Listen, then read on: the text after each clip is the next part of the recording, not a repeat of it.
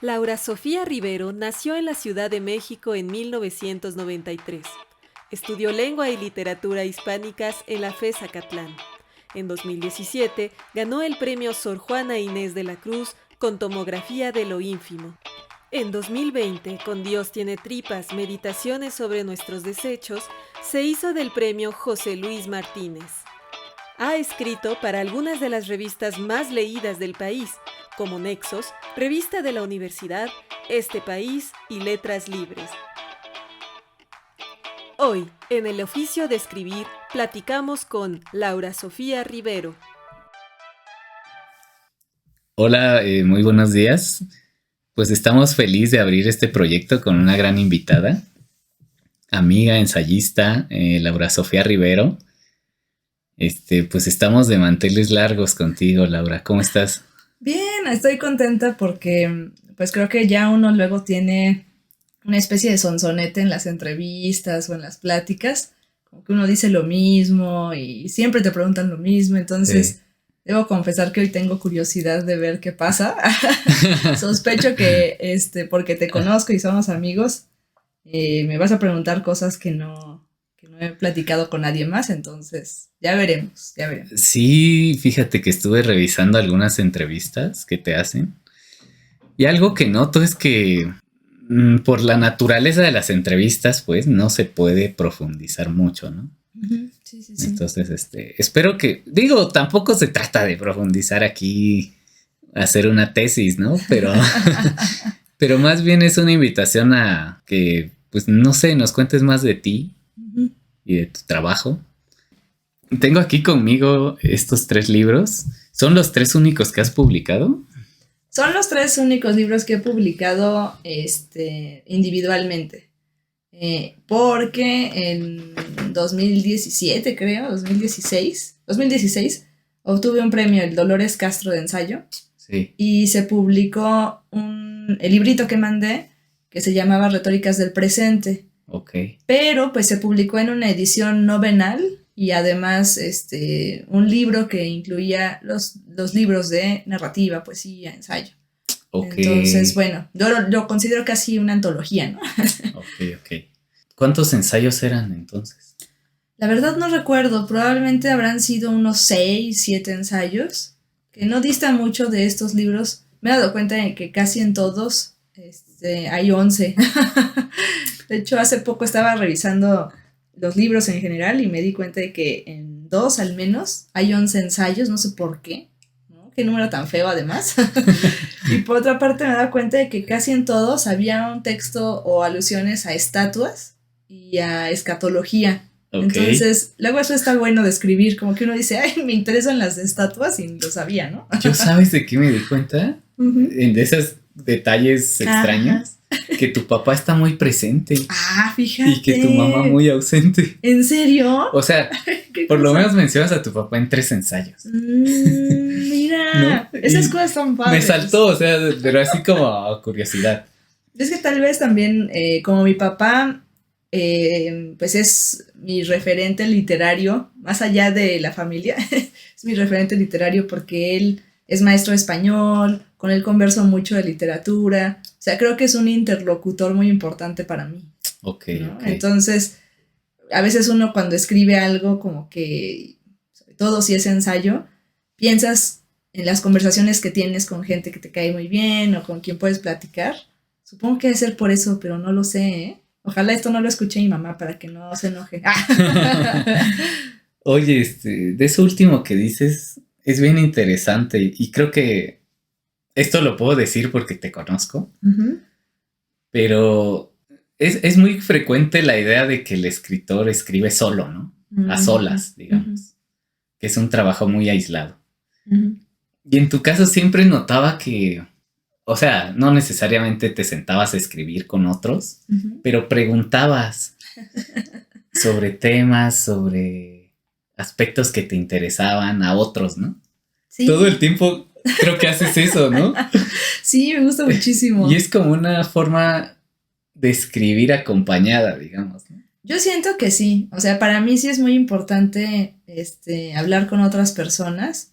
O sea, creo que si decidí en algún momento comenzar a escribir ensayo, es porque hago por escrito algo que me gusta hacer en la vida cotidiana, que es platicar, ¿no? Platicar, hacer preguntas locas, ¿no? Cosas que me divierten mucho y que creo que en el ensayo se puede hacer eso también. Entonces sí, la verdad siempre he sentido que es una cuestión colectiva, ¿no? Llegar a ciertas ideas. A veces se cree que el ensayo justo es un tipo de escritura muy solitaria, muy individual. Yo es lo único que importa y ya, ¿no? Pero a mí me gusta mucho pensar que el ensayo justo es una conversación y uno, aunque pueda tener monólogos con uno mismo, de alguna manera te tratas a ti como otro, ¿no? Como si fueras otro. Y me gusta mucho más hablar con otras personas, porque creo que ahí es donde realmente uno distingue quién es, qué opinas, qué tan de acuerdo o no estás con alguien más. Me gusta mucho también esta frase que dice Stefan Zweig en la biografía de Montaigne, Ajá. en donde se pregunta Stefan Zweig, ¿por qué Montaigne está todo el tiempo citando a otros autores? Si esta es la escritura del yo, de la individualidad, ¿por qué está citando y leyendo filosofía y ciencias y otras cosas? Y dice, es que se tiene que comparar el yo con otros yoes. Y dice, uno no puede verse a sí mismo si solo ve la propia niebla. Entonces creo que ese contacto, ese diálogo con otras personas, siempre te hace tener incluso más claro qué es lo que piensas, ¿no? Usualmente como que tenemos muy claras nuestras ideas, así en nuestro monólogo mental que tenemos todos los días, pero cuando llega alguien y te dice, oye, pero ¿por qué piensas tal cosa? Ahí empieza uno a afilar una idea, a afilar una opinión. Entonces sí, yo creo que sí es para mí muy importante eso, que la escritura no solo sea lo que emana de uno mismo, sino ponerse en contacto con libros, con personas. Como que siento que es esta fricción que pasa cuando juntas dos piedras para sacar fuego, ¿no? Como que se necesitan de las dos para hacer esa chispa. Siento que es algo así. Y por lo mismo, fíjate que en el libro de Dios tiene tripas, en el final, hay una serie de nombres de personas que me acompañaron en la escritura y en el diálogo. Ajá. Entonces sirve como una suerte de carta de amor Sí. a todos mis interlocutores, ¿no? Ok, qué bonito. Oye, y tú estudias, o sea, sé que eres una estudiosa también del género, ¿no? ¿En tu tesis de doctorado tiene algo que ver? Ay, pues mira, ahorita estoy haciendo mi tesis sobre... No es por amargar la conversación. Siempre que sacan el tema de la tesis uno se deprime, ¿no? Sí. De hecho, hasta creo que acabo de suspirar como no lo había hecho en años, ¿no? Mi pregunta es, ¿es sobre ensayo tu tesis? Ah, ¿tu sí, tema? mi tesis es sobre ensayo. Ok. Pero fíjate que te confesaré que estoy haciendo dos escrituras al mismo tiempo. Por una parte, en la tesis, lo que creo que me están dirigiendo para que converse, para que escriba, no sé, como lo que creo que está más cercano a lo que espera la academia y esos círculos, ¿no? Pero como tengo muchas dudas que salen por allí y que no caben en la tesis, estoy haciendo apuntes, textos más libres por mi cuenta. Okay. La verdad me están gustando más. Oye, qué chido. Ya nos platicarás más adelante qué estás preparando. Justamente te iba a preguntar eso. Por ahora, si me permites, tienes dos concepciones del ensayo, o esbozadas, yo diría, en dos libros, en dos de tus libros. El primero aparece en Tomografía de lo íntimo, donde dices, de manera nada solemne, el ensayo literario tiene la misma consistencia que la pasta de dientes. No es sólido como la narrativa, tampoco tiene la liquidez de la poesía acuosa, ni se asemeja a la dramaturgia efervescente como un gas. El ensayo literario es el coloide de los géneros. Se mimetiza y extiende como un chicle. Qué bonito. Y en Dios tiene tripas, en el prólogo, dices lo siguiente. El ensayo no solo le pertenece al ágora y al periodismo, sino también a la confidencia. Nombra lo indecible, domestica nuestros desvaríos. Es la escritura impúdica de quienes muestran sus cavilaciones sin recato. Está súper interesante y creo que va muy asociada a tu... O sea, se refleja, digamos, esta noción que tú tienes del ensayo en tus trabajos. Pero yo rescataría de ellos la libertad. O sea, en ambas concepciones que, digo, son someras, pero están en juego, está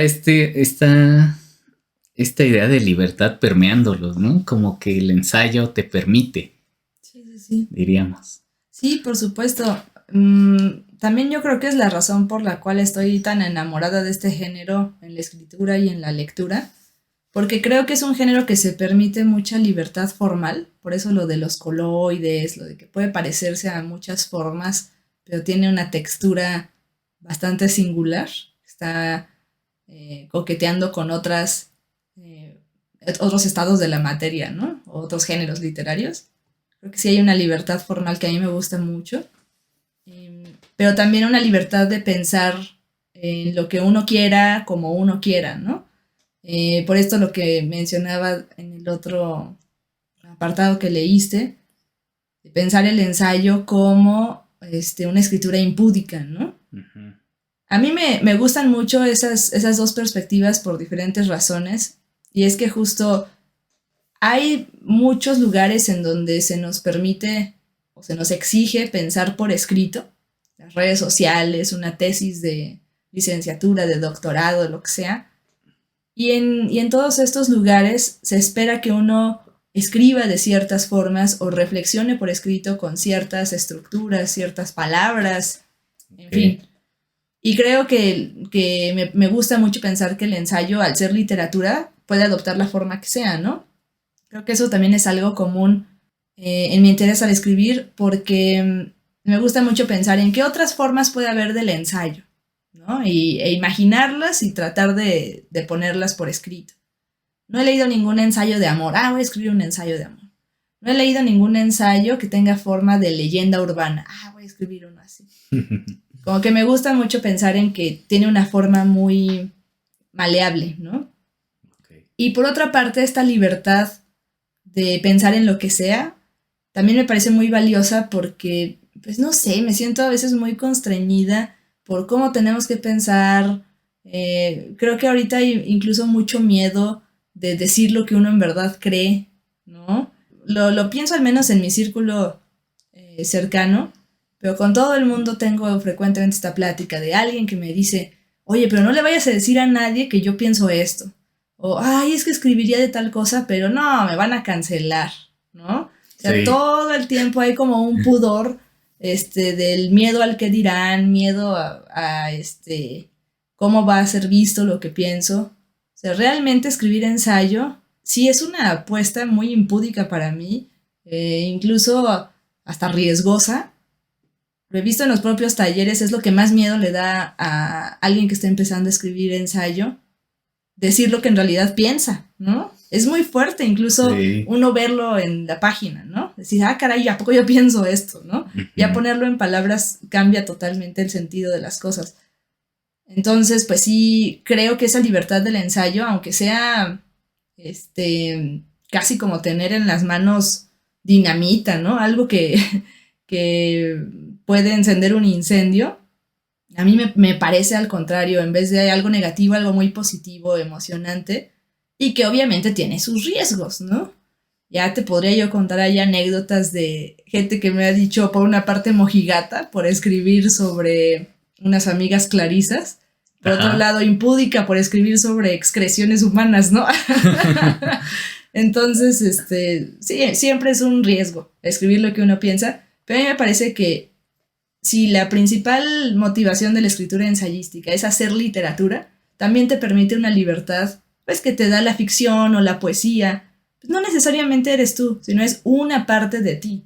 No te define eso, ¿no? Sí. A mí me parece muy bonito ese ejercicio de libertad. Y de esa libertad, digamos, incluso están en los títulos, ¿no? De tus libros, de tus 3 libros. Está Ínfimo, por un lado, Tripas y Artes Cotidianas. Y son 3 cosas que podríamos incluso decir, sí, esa es Laura Sofía. Son sus temas, ¿no? Pero también si los contraponemos con las palabras anteriores a ellas, tenemos como palabras súper solemnes, ¿no? Que tienen mucho peso en la tradición. Nada más y nada menos Dios, enciclopedia y tomografía. Y me hace pensar que nada más entendiendo como el juego de los títulos, sería como entrarle a pensar en tus estrategias también de cómo coincides el ensayo, ¿no? Pones por un lado ideas grandilocuentes que tienen como mucho respaldo y autoridades, digamos, y por otro les contrapones cosas cotidianas sin mucha atención en la tradición literaria. Fíjate que ahorita acabas de cumplir una de mis fantasías lectoras de la vida, porque creo que es algo que siempre me ha gustado mucho en los propios títulos, esa oposición entre cosas totalmente inalcanzables y algo no solo cotidiano, sino hasta banal, trivial, ¿no? Uh-huh. Y nadie me lo había dicho, entonces ya me cumpliste lo que te dije al inicio de la plática, que esperaba alguna sorpresa, pues ya se cumplió. Ay, gracias. Pero fíjate que sí, o sea, creo que es algo que me gusta mucho del ensayo y que poco a poco fui descubriendo en autores que leía, como Roland Barthes o Salvador Novo, Alfonso Reyes, que fueron de mis primeras lecturas, Gabriel Said. Uh-huh. Fueron de los primeros autores que empecé a leer cuando comencé a conocer este género. Y notaba mucho eso que yo sentía muy afín y muy familiar a mi manera de vivir la cultura, la literatura, que era ver simplemente la literatura, los libros, como otra parte del mundo tan amplio que hay y que no significa que sea mayor o menor, mucho más gozoso, pues sí, claro, pero no en una jerarquía, ¿cómo decirlo?, totalmente tajante, que a veces hasta llega a separar o a mostrar inconexión entre todas esas cosas, ¿no?, que nos rodean. Entonces sí, siempre ha sido algo que me ha llamado mucho la atención del ensayo, también por eso me gusta tanto esta idea de Liliana Weinberg, que dice que el ensayo es un género prometeico porque conecta mundos opuestos, el mundo de los dioses y de los seres humanos, como Prometeo. Y eso hace el ensayo, conectar cosas que parecerían no juntarse, ¿no? Okay. Y creo que es algo que también me llama mucho la atención porque pues, lo que yo realmente considero mi oficio es la docencia. Okay. Y siempre en la docencia, ¿cómo te enfrentas a un grupo de estudiantes de secundaria que lo que quieren es, no sé, ver cosas en TikTok y no leer a Cervantes, ¿no? Entonces, creo que la estrategia docente que siempre me ha resultado muy útil a la hora de dar las clases es justo mostrarles que el lugar de la literatura no es fuera de su vida cotidiana, sino que está allí, es parte del mundo, el mundo está en la literatura, el mundo que los rodea.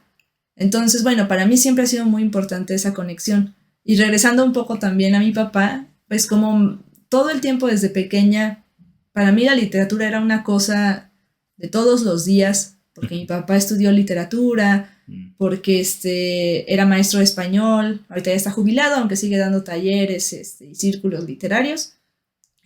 No sé, nunca lo vi como algo externo, siempre me pareció algo de todos los días. Y cuando comencé a leer ensayo dije, claro, aquí está eso, ¿no? Aquí está eso que siempre me ha sido tan grato y tan gozoso. ¿Qué edad tenías cuando sucedió esa epifanía? Ni idea, ¿eh? Recuerdo que estos primeros autores los empecé a leer por ahí de los 20, 21 años. 20, okay. De los 20.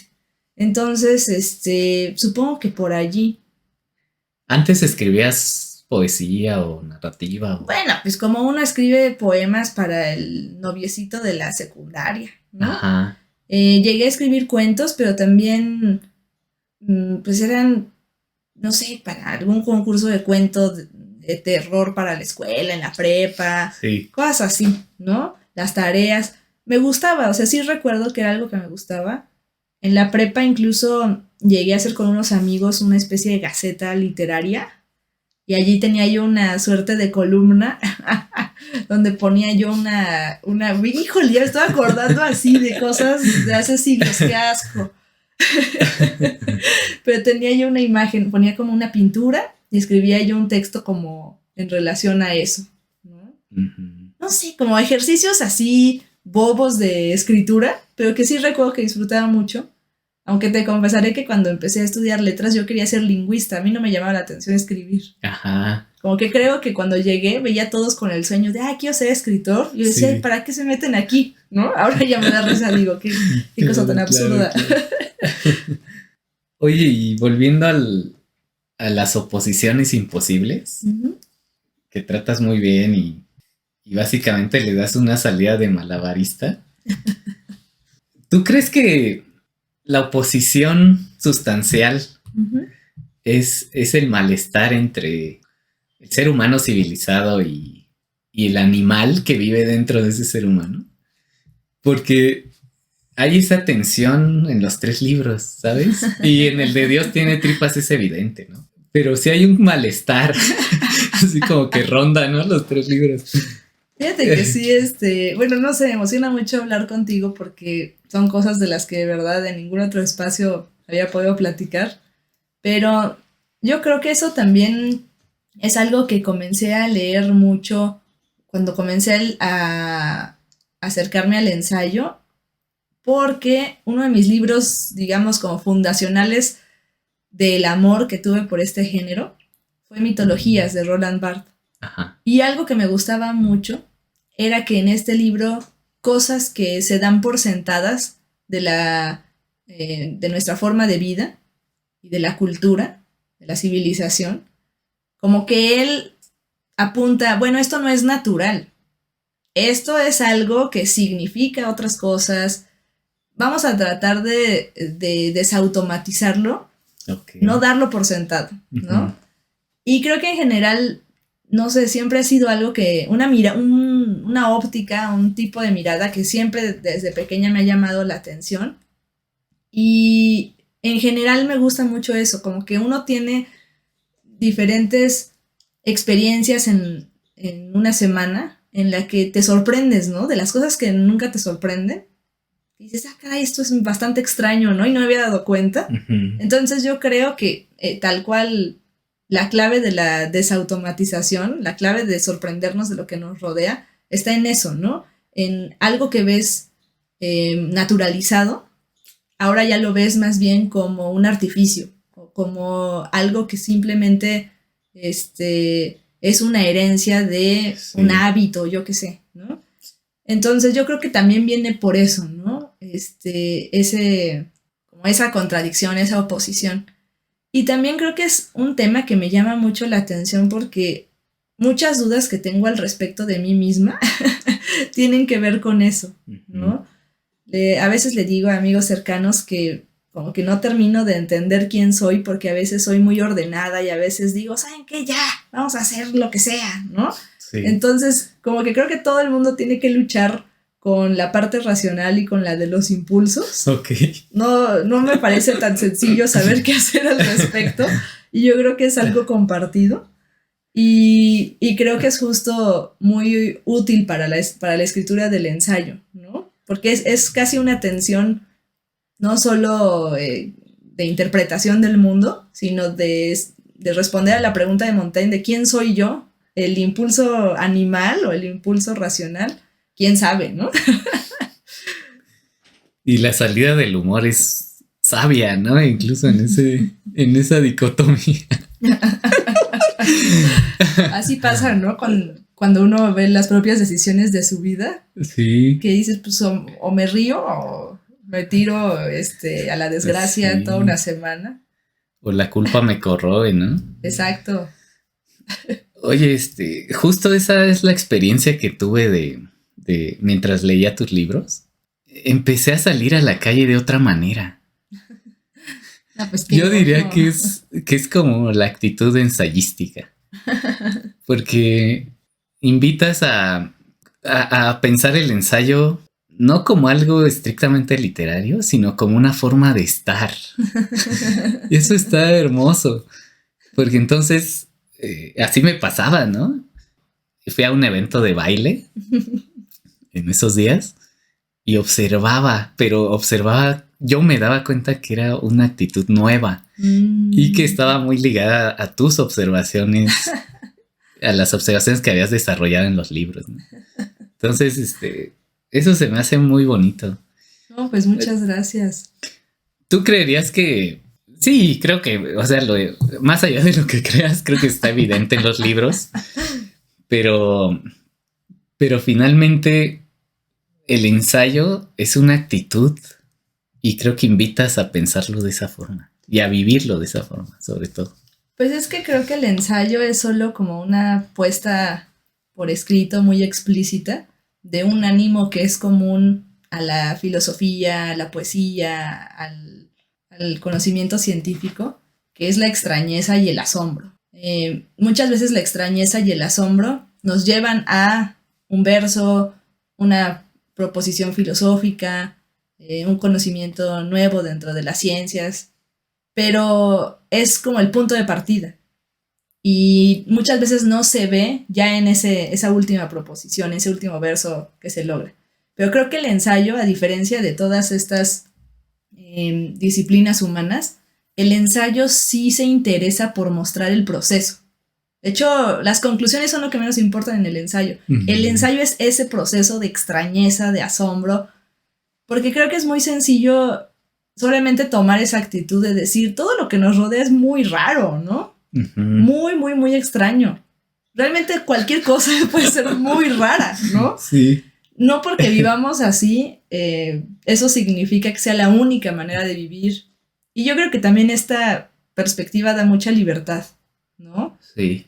Porque justo, no sé, por ejemplo, cuando Montaigne se pone a hablar de los caníbales y dice, pero no usan pantalones y cosas así, o cuando trae ejemplos de la antigüedad para explicarse temas que le incumben a lo que está pasando en su contexto, creo que es muy liberador darnos cuenta que nuestra forma de vida, al ser tan rara, no es la única, ¿no?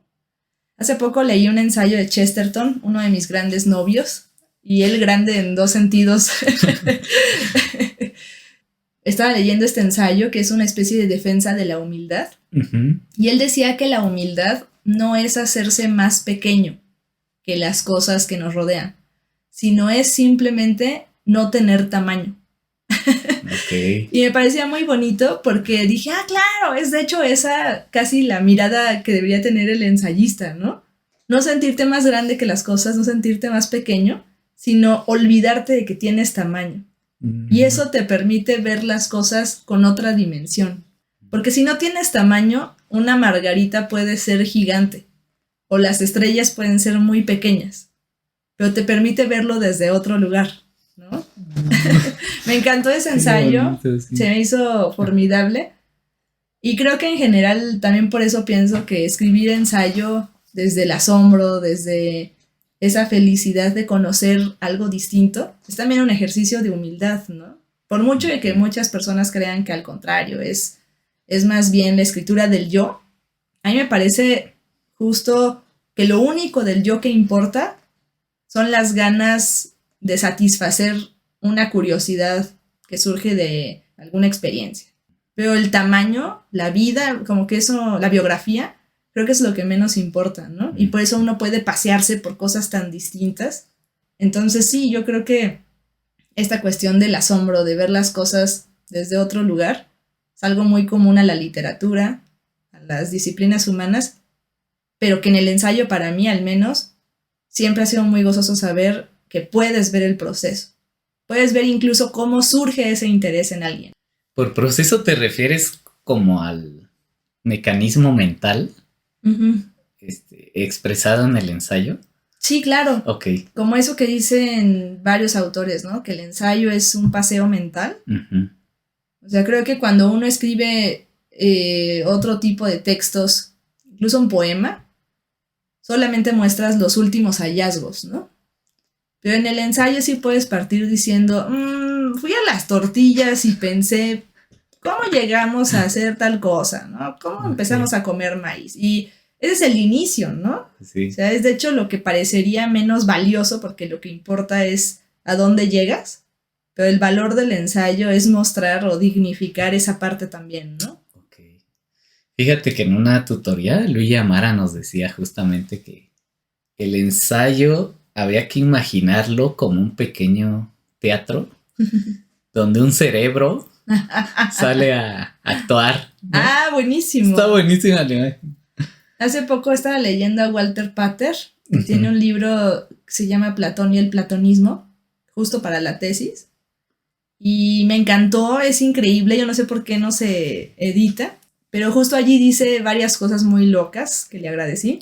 Por una parte dice que Platón es el primer ensayista de la historia.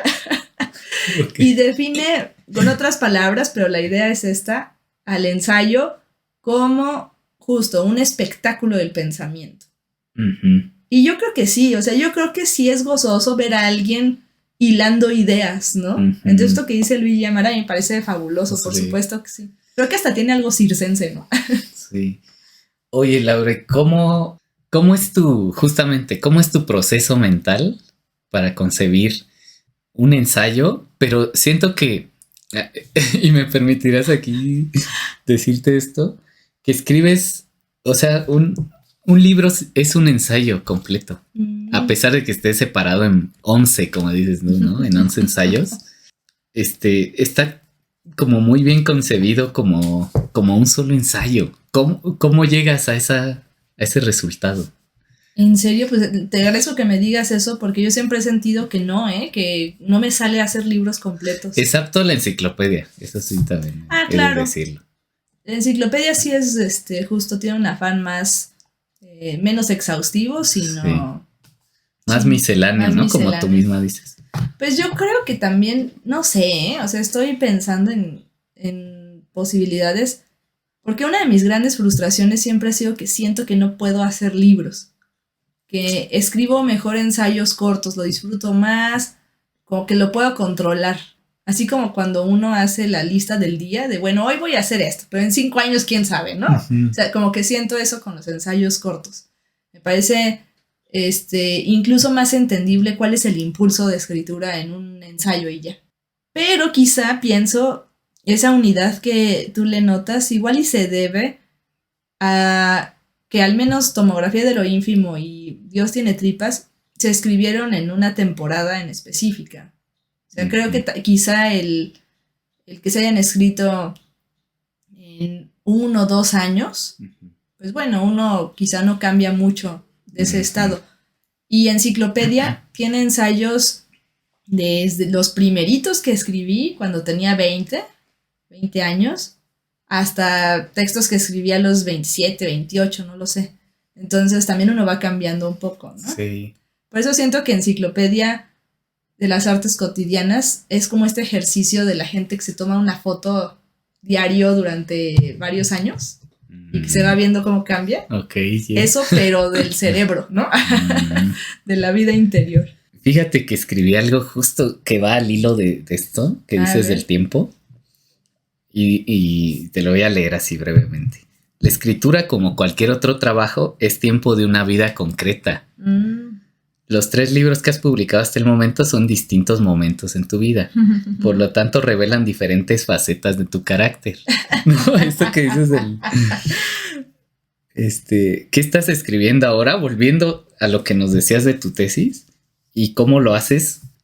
¿Cómo lo haces? Después de que prácticamente has ganado los premios más importantes del país, ¿en qué momento de tu vida estás? ¿Y qué vas a compartir con tus lectores próximamente? Uy, no, pues esa es la pregunta del millón. Es que fíjate que a ti te lo voy a decir, eso no lo digo en las entrevistas ni nada. Igual editamos esta parte. Sí. Nah, está bien. No, pues mira, a ti te lo digo porque te tengo confianza y me gusta mucho cómo platicamos desde hace tantos años. Pero, pues justamente, no sé si porque cumplí 30 y me dio esa crisis de ¿y ahora qué con mi vida? Ajá. Pero no sé por qué razones, como que últimamente siento que algo está cambiando en mi manera de concebir el ensayo y etcétera. Entonces, sí, ya. Sí, no sé, tengo que darle tiempo a las cosas, ¿no? ¿Va a ser algo distinto entonces en ese sentido? Pues fíjate que no sé, o sea, llevo creo que estoy en un momento en el que tengo 3 proyectos de libro, en los cuales avanzo y luego quito uno y lo desecho y me voy a otro y digo, sí, maravilloso, y ya no me gusta y voy al otro.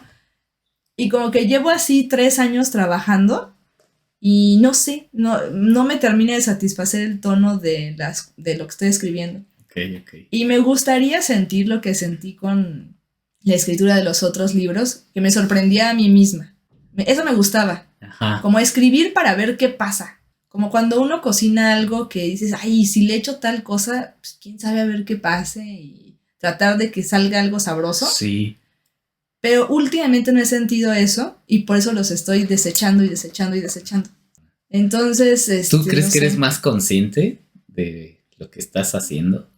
Y eso, aunque te da cierto método, pierde cierta espontaneidad que tuviste en tu primer libro, por ejemplo.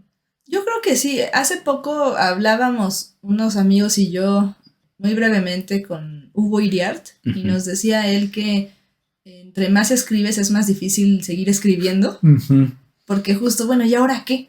También recuerdo mucho a un compañero de la fundación que decía que su tutor Vicente Quirarte le respondió en un momento de crisis, cuando él había ya escrito un libro y no podía escribir el siguiente en otro año de beca. Ajá. Y le dijo su tutor, bueno, pues es que ya te gastaste 25 años de vida en un libro, que tienes que vivir en un año que puedas escribir uno nuevo, ¿no?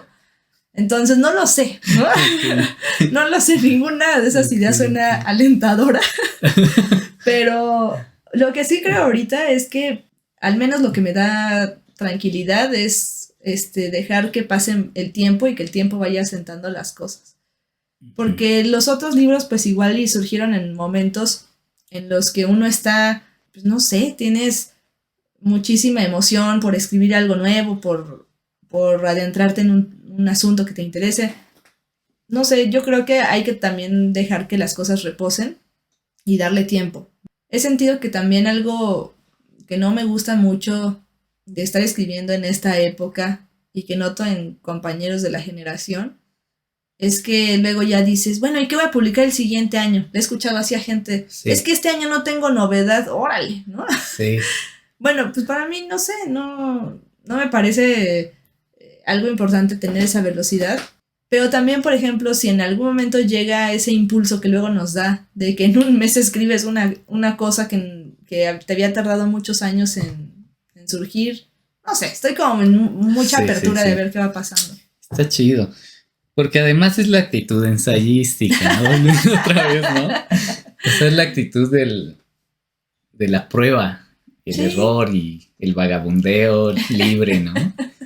Sí, claro. Y pues, finalmente ya no escribes ensayo tú, sino eres ensayista todo el tiempo. Pues ojalá.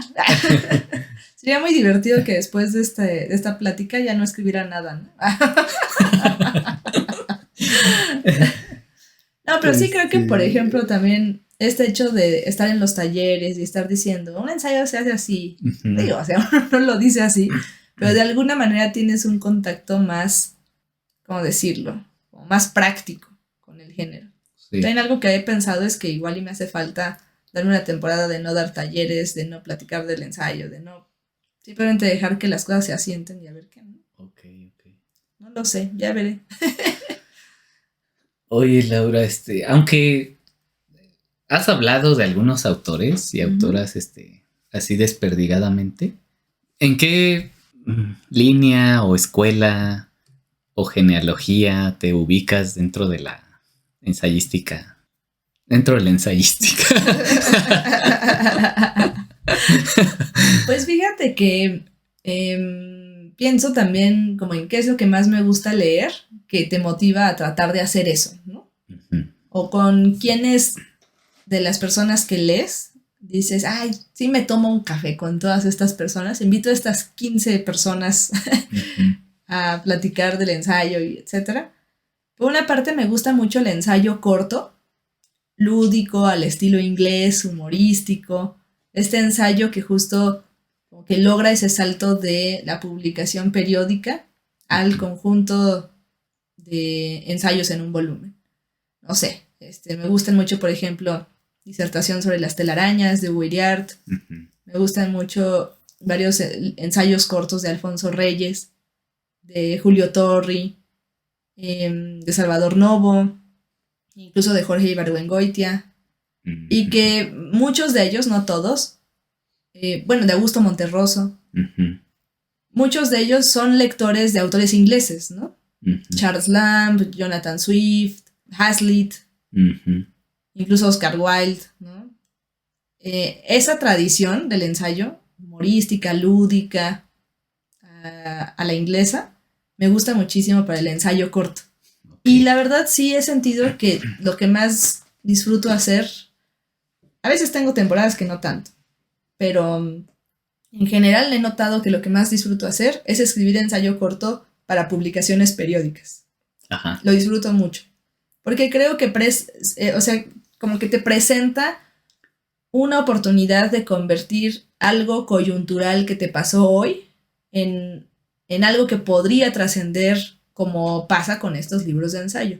Y ese reto me gusta mucho. ¿Cómo hacer que un texto para el periódico no se quede en algo que solo vale hoy? ¿Cómo tratar de escribirlo para que tenga valor en 10 años o 20 o lo que sea? Entonces, esa es como una beta que me gusta mucho. Pero también últimamente me ha interesado mucho esta otra beta reflexiva que aún así trata de hacer poesía con el pensamiento. He estado leyendo mucho a Gabriel Said, que bueno, Gabriel Said está en las dos, ¿no? A Steiner, estos libros de 10 posibles razones para la tristeza del pensamiento. Como que ahorita, no sé, me dejan una sensación justo de no trivialidad que me ha interesado mucho. Okay. Como que creo que el ensayo a veces, por no querer ser trivial, se vuelve insignificante, de una erudición estéril. Me gusta mucho que en estos libros de ensayo se logra tanto ese tono amistoso, ese tono vital de que te está hablando de algo que te importa hoy, pero que no se queda en asuntos banales, sino que habla de cosas incluso inaprensibles, ¿no? Abstractas. Eso me interesa mucho ahorita. Ok. No, pues te estaremos siguiendo con muchísimo gusto. Y hablando de estos periódicos y medios, ¿en cuáles colaboras frecuentemente para seguirte por ahí? Pues mira, tengo algunos ensayos que se publicaron en Tierra Adentro. Ahorita quiero retomar ensayos cortos que se publican en Nexos, porque el año pasado estuve publicando muchas reseñas. Sí. Yo siempre decía, me chocan las reseñas, y no sé por qué me picó el mosquito de las reseñas. Ajá. Pero quiero retomar ahorita esas colaboraciones, sobre todo con Nexos de ensayo corto. Okay. Pero pues sí, quiero ver también, como que a veces uno no tiene tanto tiempo para dedicarle a los libros que está escribiendo y al ensayo corto. Entonces, bueno, trataré de hacer un balance. Ay, Laura, pues seguramente te irá muy bien. Te agradezco esta charla. Es breve, pero creo que tus lectores y tus no lectores van a agradecerla. ¿Quieres decir algo para despedirnos? No, pues nada más decirte que la verdad la disfruté mucho, porque creo que no todas las personas hacen este ejercicio de leer con cuidado los textos, de decir algo más que las preguntas de siempre. Entonces, bueno, yo te deseo mucho éxito con este espacio, porque creo que si es justo esa la óptica, pues va a ser muy distinto, ¿no? De otros espacios. Fíjate que algo que me llamaba mucho la atención es que cuando escribí Dios tiene tripas, me interesaba mucho que sí se sintiera un libro cochino para que no fuera tan remilgado. Ajá. Pero me preocupaba mucho no usar palabras en exceso palabras grotescas, ¿no? Sí. Y todas las reseñas las usan. Es un reto, ¿no? Entonces, a veces me parece gracioso porque digo, no, yo justo traté así, me quemé el cerebro para no decir esas palabras. Y en las reseñas todos usan palabras que ni siquiera vienen en el libro, ¿no? Okay. Entonces, bueno, por eso mismo te agradezco mucho esta sensación tan gozosa de poder hablar de libros, de otras cosas, en otro tono y en otra manera. Sí, no, pues la invitación a leerte está abierta. Y sobre todo pasar un gran rato. O sea, finalmente de eso se trata, ¿no? Tus libros, además de que hacen pensar, divierten, recrean. Eso es increíble. Y de lo último, de tu gusto por las palabras, ya que eres la madrina de este espacio, me dijiste, qué raro que madrina se asocie también a una golpiza. A una golpiza. Ay, Laura, pues te quiero mucho, sabes que este es tu espacio. Muchas gracias.